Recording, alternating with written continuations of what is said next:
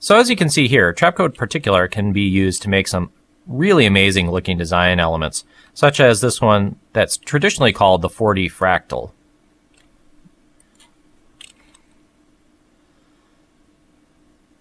This is done using a layer emitter and taking advantage of turbulence fields to create this sort of folding effect. That's what we're going to do right now. So I'll create a new comp for my 4D fractal and create a new layer for particular. Now, like I said, I'm going to need a layer to emit from. So I'm just going to copy this and paste this one into my composition. This is just a simple circle effect that I've done. I've animated the radius so that it animates out like that. Take a look at the settings here. I've got the thickness setting here, and I've feathered the inside of it just a little bit to give that feathering on there. Also, on top of it, I've added a 4-color gradient and chosen some colors that are fairly similar, but just give a little bit of color variation from a red to pink to sort of a reddish orange. So what we're going to do is use this composition here to emit our particles.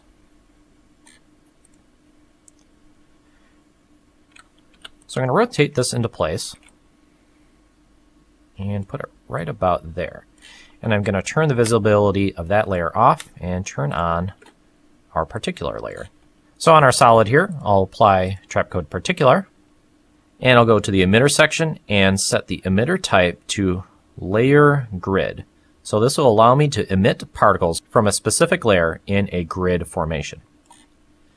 I need to select the layer that I'm going to use, so I'll use this emitter comp. So if I scrub through this, this won't be too impressive just yet. We do not have nearly enough particles in here to create that fractal shape that you saw. Now, we're not going to do this by increasing the particles per second, but because we're using a layer grid, we need to increase the number of particles we have in the grid. So if I go up to the options and set my grid emitter to, I'm going to use 650 in X and use 550 in Y. So we're making a lot of particles here by increasing the number in the grid count. It's going to take a lot longer to render, but now we can see we're sort of filling in and matching the shape of the emitter composition. So if I turn that off and turn this on, you can see they're sort of following each other because it's taking the RGB color of the emitter and assigning that to the color of the particle.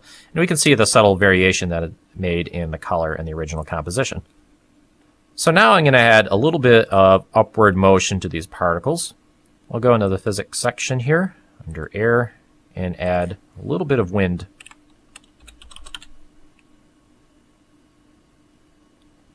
So I set this to a negative direction, and the particles are going to slowly rise upward over time. Now where it gets interesting is where we add that spatial distortion in there. First, let's turn down the size of our particles, because these are a little bit big right now. I'm going to set this to 1. I'm also going to set the velocity of the particles to 0. We don't want them moving. So they'll just be right in place, and they're more or less following that emitter composition almost verbatim.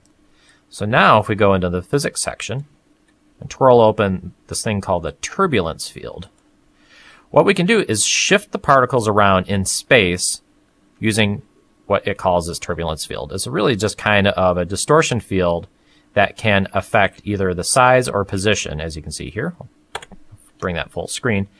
We can have this turbulence affect the size of the particles or the position of the particles. If I turn this up and have the particles' position affected by this turbulence, we can see sort of this turbulent shape taking place here. Also, if I set the size to be affected by this, we'll have some variations in the particle size, and it kind of starts adding a nice little effect there. The color of the particles is being dictated by the emitter, but I'm going to set the transfer mode to add. Right now there's no interactions of one particle to the other where they overlap. It's set to a normal transfer mode, so I'll set this to add. And now we get some nice particle color interactions like that. So let's do a quick render of this.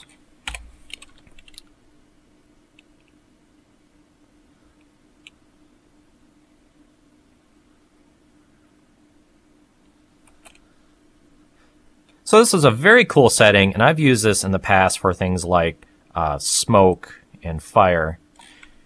If I go into this composition here, turn off that color and just leave this white and have the particles absorb that white color, and then go into my settings here, I'll turn the particle opacity down.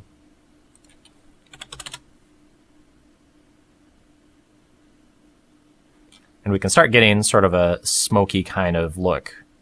This is going to be very useful and look really cool. I think this is a very amazing looking setting with Trapcode Particular.